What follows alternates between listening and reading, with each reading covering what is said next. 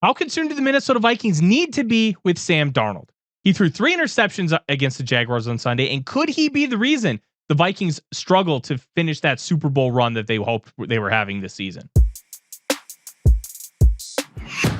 Yes, the Minnesota Vikings beat the Jacksonville Jaguars on Sunday by a score of 12-7 on 4 Parker Romo field goals in his NFL debut. But that wasn't the big story of the day. The big story was the offense. They were explicitly better than the Jacksonville Jaguars today, outgaining them 402 to 143. But that wasn't the only thing that they did. They were 0-5. Yes, 0-5. 0-5 in the red zone. Not a single touchdown, multiple interceptions. And they finished with 4 Parker Romo field goals. The first time in, I can't even tell you how long, that I remember the Vikings winning a game without scoring a touchdown. That just does not happen with the Minnesota Vikings. That feels like it would have happened in the Brad Childress era, in the Leslie Frazier era, not the Kevin O'Connell era. But it wasn't from lack of effort. They held the ball for 42 minutes and 19 seconds. The record is just over 48 minutes by the Houston Oilers in November of 1991 against none other than Troy Aikman and the Dallas Cowboys. But holding the ball isn't going to score you points. You need to be able to finish. And the frustrating part is Kevin O'Connell has preached being situational masters. And being situational masters means you nail third downs. You convert in the red zone. You make the most of your opportunities, and you handle those key situations that can turn a game upside down. What do the Vikings do? Multiple interceptions. Multiple instances of making poor plays when needed.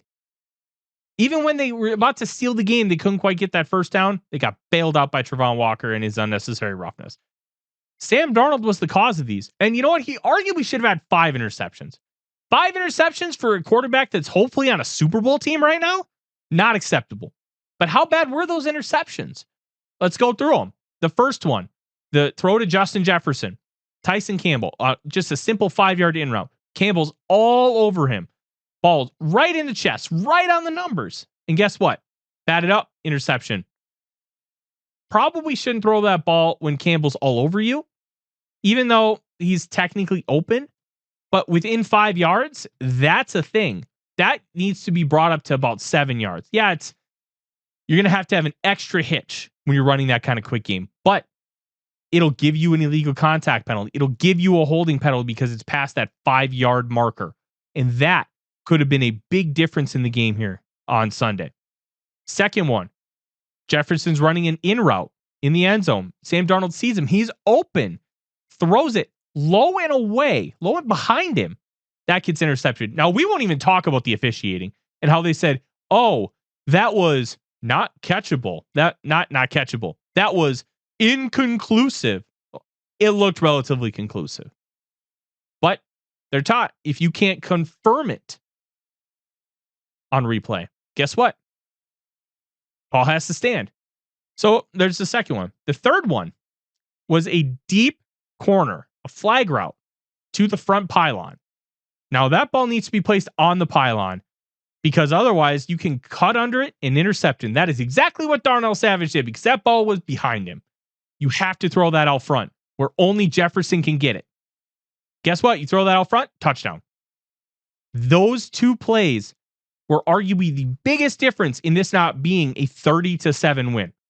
Now let's talk about the other 2 that weren't actually interceptions. They had Jordan Addison up the seam. Sam Darnold could not quite step up, and Jordan Addison jumps to try and catch it. Luckily, he tips it. Andre Sisco cannot make the interception.